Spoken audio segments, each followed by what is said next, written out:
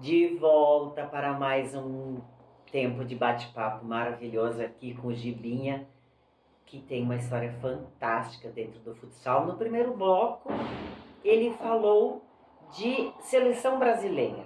Conte esse capítulo. Bom, isso foi uma trajetória muito legal, né? A gente tem um sonho, né? Representar a nossa pátria, né? Nos enrolar nessa bandeira do Brasil. Então eu fui jogar uma Taça Brasil com o Internacional, ainda sub-20, em Mato Grosso do Sul. E aí fomos campeões, invictos lá, com uma geração também ali de Quinzinho, goleiro, Gé, né? Grandes jogadores, que todos se tornaram ali, depois disso, profissionais realmente da modalidade. A gente foi campeão em cima do Atlético Mineiro e na semifinal muito difícil contra o Atlético Mineiro e depois nós sagramos campeões em cima da Malve. Grande jogador, sub-20 ainda. Fui convidado pelo convite do Rubinho, né, que era supervisor da seleção na época, e o Glaucio, falecido Glaucio, treinador. Então eu fui para a seleção sub-20, aí desde então tive algumas outras convocações, seleção sub-23, adulta, amistosos, sul-americanos, enfim. Foi uma carreira também ali muito legal, com grandes companheiros, com grandes treinadores. E como eu falei, satisfação total, né, do que eu fiz como jogador, também podendo representar o nosso país. Acho que foi... Não tem explicação, Não tem, né? palavras que vão ápice, te dizer, né? A primeira vez que eu vesti a camisa amarela, que eu cantei o hino. Nossa. Como a gente falou ali, eram gerações diferentes. Eu acho que a nossa identidade com a seleção também era diferente, né? Não estou aqui criticando, mas é meu ponto de vista. É uma constatação. Né? A gente se preparava muito para uma seleção brasileira, tanto de futsal como a de campo hoje em dia, né? Desencanto da população, isso a gente Exatamente, sente. a nossa preparação, tanto para jogar na minha época, quanto para assistir uma seleção hoje, era bem diferente. A gente sabe que a gente era muito mais apaixonado por quem representava o nosso país. Quando é que foi a tua ida para a seleção? Tu estava no Brasil ou tu estava no Internacional de Porto Alegre em 2002. Foi no ano de Depois 2002. disso que tu foste para a Espanha? Depois disso que eu fui para a seleção da Espanha. E quantos jogos tu defendeu a seleção brasileira? Foram 48 jogos, Nossa. Se eu não me engano. Tem informações ali, alguns gols, 27 eu acho gols. Né, eu como fixo ali, acho que foi uma... 27, alguns gols, olha a humildade, alguns gols como fixo, gente. Mas aqui eu também joguei com o craque Lenise, que 27 gols para eles fazer na primeira fase da competição, né? Então as referências eram grandes. Não dá para se fazer 27 numa partida. Eu vi Valdir fazer 21 em uma partida só contra o Chile, então isso são poucos gols realmente. 21. O Valdinho acho que é recorde no Guinness, que eu acho que com 21 gols numa partida da seleção brasileira, se eu não me engano. Já mudou o patamar, tu estava no meio de da nata. Grandes craques. E eu sou, como eu falei, afortunado por isso. E depois dessa história toda de seleção, Espanha, eu voltei pra cá. Aí voltei pro Rio Grande do Sul, tive o convite do Giba já como treinador aqui da LAF, né? Pra ter a oportunidade de trabalhar com ele agora um pouco diferente. Ele fora das 4 linhas, mas seguindo como meu exemplo e me ensinando. E aí foram 6 grandes temporadas aqui na LAF como capitão, foram 9 títulos, onde a gente levou a LAF ao grande cenário gaúcho e nacional. E aí essa história tu conhece bem, né? Maravilhosa, maravilhosa. Eu tenho uma imagem, não sei se tu estavas aqui na época, mas acho que foi antes, que eu tenho uma coisa da LAF, assim, de um dia que jogaram contra a CBF, no Claudiano. Nossa, eu tenho aquilo, é minha referência maravilhosa, positiva. Não tinha onde estacionar, não tinha onde chegar, aquele ginásio gigantesco. Nossa, eu chego a me arrepiar de falar. São coisas boas que a gente gosta de trazer, porque a gente não pode deixar esse tipo de coisa morrer, né, Gil? É verdade, a gente que te trouxe ali, te trouxe vida pro futsal. Tu vieste pra LAF quando? 2013 e fiquei até 2018. E daqui tu foste... Pra Soeva, em Venâncio. Fui pro rival. Até isso diminuiu agora, né? Começa... Não estão mais na mesma competição. A Soeva fechou, na verdade, as portas, tristíssimo, né? Tristíssimo. Olha, isso é uma coisa que tem que ser revista, que tem que ser feito um trabalho de, talvez, recuperação disso. Quando é que tu imaginava a Soeva fechar? Exatamente, a gente fala muito em novas ideias, né?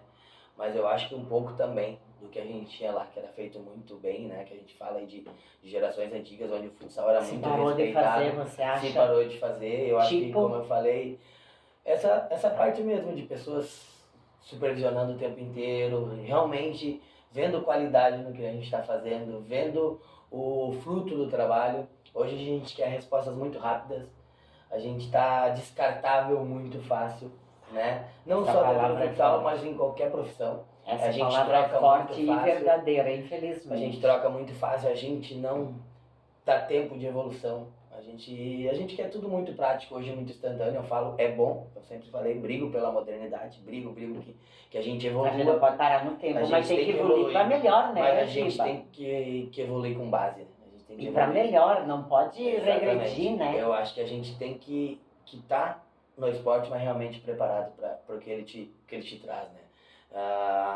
Acho que por trás de todo esse futsal tem gestão, tem pessoas, tem famílias, tem crianças que estão enchendo e brilhando os olhinhos com tudo que tu tá fazendo. Então acho que a gente deixou um pouquinho de lado isso aí, faltou um pouquinho com respeito com o esporte. A gente acelerou muitas coisas e esqueceu que o esporte é fundamentação, é base e é importância e comprometimento. Eu acho que um pouco também do nosso futsal ter se debandado e principalmente o nosso futsal gaúcho aqui, eu acho que um pouquinho do comprometimento, essa separação de federações, essa separação de liga gaúcha e federação. Isso eu acho que é ficou muito fácil para os uma jogadores, ruptura, sabe? Ficou muito fácil para todo mundo trocar o clube, jogar em 2, 3 lugares, e eu acredito que essa ruptura foi muito prejudicial, né? Eu acredito muito naquela nossa geração que tinha identidade com a camisa, que defendia. Claro que ninguém trabalha de graça, né? Não vamos ser aqui. E não é necessário ficar 10, 15 anos. Não vamos ser hipócritas aqui e dizer que ninguém. Todo mundo está no futsal e precisa também sustentar suas famílias. Mas eu acho que hoje em dia ficou muito. Né? Hoje em dia, quando tu é desafiado, quando as coisas não dão certo, a gente troca. E não confia naquilo que pode dar certo ali dali um tempinho na Nós frente. tivemos um caso na LAF, a gente pode citar agora, na semana atrás. Veio um jogador, jogou um jogo. Exatamente. Ele recebeu, fez um gol, recebeu uma proposta melhor, a LAF não teve condições de segurar.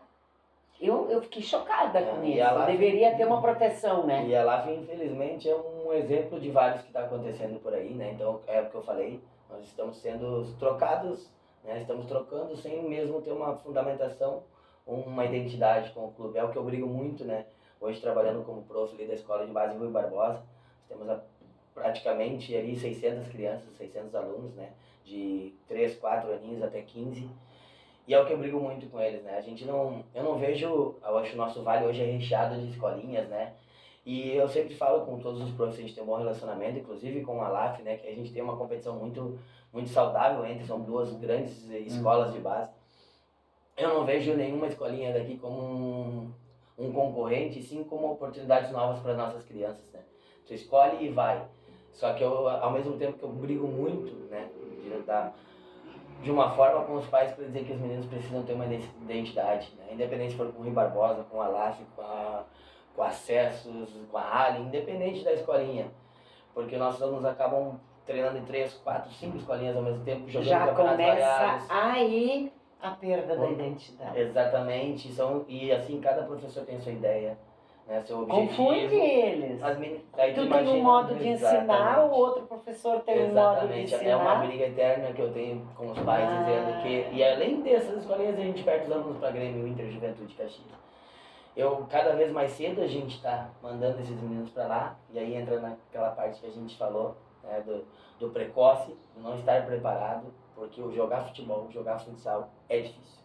É difícil, você prioriza algumas coisas, deixa de lado outras.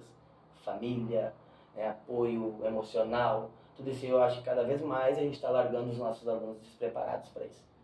E sem essa identidade, às vezes os meninos jogam em 3, 4, 5 escolinhas, pretendendo evoluir, e o Giba, no ponto de vista, acha que isso realmente não evolui e acaba dando confusão de informações, né? Volto a dizer, não somos professores que eu não estou dizendo que o professor daqui ou dali é melhor. Não é que são pessoas diferentes. Ideias diferentes, formas de conduzir diferentes, que as crianças acabam não assimilando, né?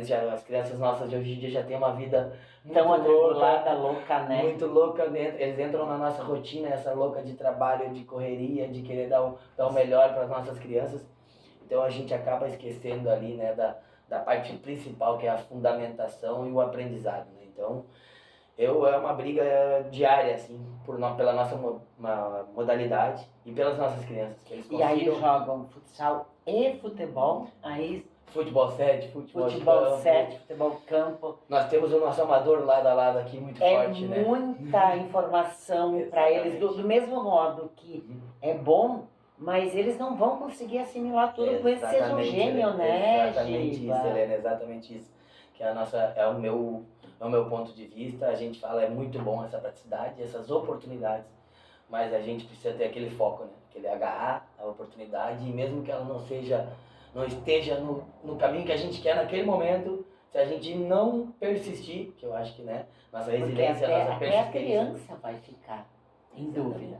Exatamente. Tu tiveste uma chance que tu tinha o futebol e o futsal, e tu tivesse uma chance, mas não tinha toda essa salada de frutas que se faz hoje em Não, a dia. gente confiava, né, no que o nosso prof estava nos falando, né? A gente abraçava aquela ideia e ia Isso é persistindo. muito fundamental. Hoje a o que tu tá gente, falando. hoje a gente tem as nossas crianças, e é uma coisa que eu sento com a minha esposa e a Carla, né, a Carla Guerra, farmacêutica, né, uma pessoa ali que me apoia, e como tu falou, nessa vida louca que a gente tem nessa correria, a gente Se encontra não tem espaço. uma parceira Exatamente. boa, não tem Exatamente, como. fundamental, tanto na minha vida pessoal como na minha vida profissional, né? Uma mãe exemplar também, tanto que as minhas filhas aí, se tu for ver alguns jogos, elas estão penduradas na rede, elas gostam realmente, além de acompanhar o pai, né? Porque às vezes falta um pouquinho de tempo em casa, eu levo elas junto para que eu possa participar e ajudar a Carla. Carrega junto. Só que essa é não só no esporte, né, Helena? Acho que hoje a gente busca a praticidade de um jeito diferente. A gente acaba pecando um pouco no tempo e atenção para as nossas crianças, tanto dentro como fora de casa. Então, eu acho que isso também está no meio do futsal e do esporte. A gente está acelerando e a gente está protegendo demais as nossas crianças, no sentido de que elas não se frustrem, que elas não tenham medo. E não. elas precisam apanhar como tu apanhaste, como a maioria apanhou, no bom sentido, gente. Se Exatamente, apanhar a derrota é faz da parte. derrota, é do campo, não tem nada a ver de apanhar de dizer para aprender, né? Eu acho que hoje em dia o choro da criança dói muito mais pra gente do que doía pros nossos pais, né? E nossos avós. E isso, até certo modo, também atrapalha. Eu falo pros pais da escolinha. Como tu falou, minha carreira, eu sou orgulhoso, sou vitorioso, mas eu joguei aí, vamos dizer, 20 ligas e ganhei 3. Então são 17 anos, 17 ligas que eu não ganhei. E tem que saber. E isso não tirou o brilho das Tem que 3 que eu saber ganhei, assimilar. né? E não tirou o brilho da tua carreira. Exatamente. Nem um pouquinho, né? E é por isso, né, Helena, que a gente comemora tanto quando a gente ganha, né? Independente se for no esporte ou na nossa profissão, como uma promoção, alguma coisa desse tipo, a gente comemora tanto a vitória porque é muito difícil. Muito difícil, muita gente trabalha igual, a gente trabalha mais às vezes e não chega lá. Não chega. Então é uma... Não é para todo mundo que a porta se Exatamente, abre, não é né? todo mundo que brilha, a gente fala, não é todo mundo que tem essa alma de vencedor, e isso a gente não pode perder. Não foi fácil vencer, e hoje é muito fácil desistir nesse meio do caminho, né? Quando a derrota vem, a gente troca, a gente desiste, a gente chora e não volta, né? A gente fecha uma porta em vez de abrir outra. Isso aí. A tua carreira de jogador, quantos anos? Eu joguei futsal durante 23 anos na minha vida. 23 anos. Parei com 39 Isso é anos. muito. Paraste aqui? Parei, não, aposentei ali. Na verdade, foi engraçado, porque eu saí da Soeva, né, no ano ali que a Soeva foi campeã gaúcha, 2020, né, naquela época que tinha a federação ainda, enfim, essa separação já. Joguei 2 anos na Soeva, convite do Malafaia, outro grande treinador que passou na minha vida. É um cara sensacional, né? É um cara que eu agradeço também, porque eu tinha vínculo com a LAF durante 6 anos. E uma porta aberta aqui em Lajeado, né? Uma carreira vitoriosa, né? E para a Soeva podia dar, naquela época, aquela era um Grenal, briga, né? Era um Grenal do futsal, tanto que eu tenho amigos, torcedores que me mandavam quando fui, né? Mas sempre foi sair daqui com as portas abertas. Na época eu conversei com o Xande, falei, Xande, preciso ir, a proposta e tal. Ele, cara, o teu serviço está feito por aqui, pode ir. Recebi no meu Instagram lá, mas claro que já vi Instagram, torcedores meus, amigos meus, não acredito que tá trocando o Grêmio pelo Inter. Vamos fazer o seguinte, Gibinha, a Giovana já está nos avisando aqui que está terminando o nosso primeiro tempo. Segundo tempo de bate-papo, voltamos em seguida para o terceiro.